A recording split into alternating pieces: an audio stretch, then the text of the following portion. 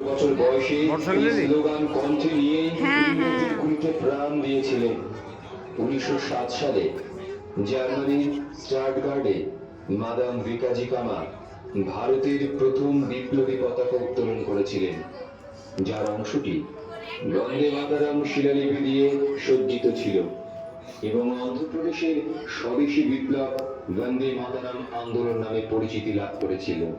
সেই সময় স্কুল পড়ুয়া শিশু থেকে শুরু করে দেশের বড় নেতারা পর্যন্ত বন্দে মাতারাম ধ্বনি সকল ধরনের স্বাধীনতা সংগ্রামে বিপ্লব হিসেবে কাজ করেছিল। স্বাধীনতার কণ্ঠস্বর হয়ে ওঠা বন্দে মাতারাম তার ঐতিহাসিক অবদানের জন্য 1950 সালে 24শে জানুয়ারি জাতীয় সঙ্গীত হওয়ার গৌরব অর্জন করে। বন্দে মাতারাম তার সৃষ্টি থেকে আজ পর্যন্ত ভারতের রাজনীতি, ভক্তি এবং শিল্পকে একটি সংগঠিত দেশপ্রেমের দিক নির্দেশনা দিয়েছে। এই গানটি নিজেই সেই মাতৃশক্তির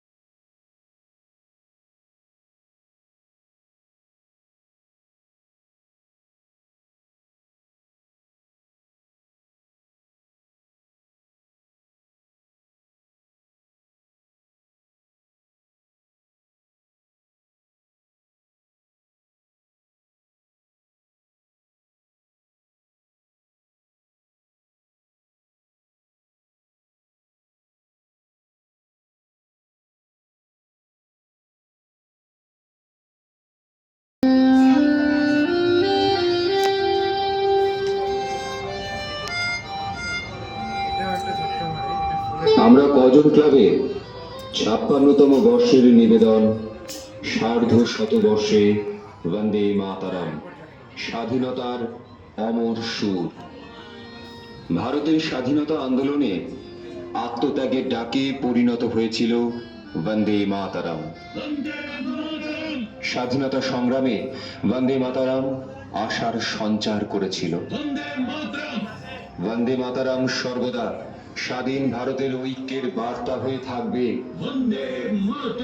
আর এই বছর আমাদের এই জাতীয় স্তোত্র বন্দে মাতারাম সার্ধ শতবর্ষ পূর্ণ করল। 1905 সালে যখন ব্রিটিশরা বাংলা ভাগ করে দেয়, তখন এর প্রতিবাদে বন্দে মাতারাম প্রতিটি নাগরিকের কণ্ঠস্বরে পরিণত হয়েছিল।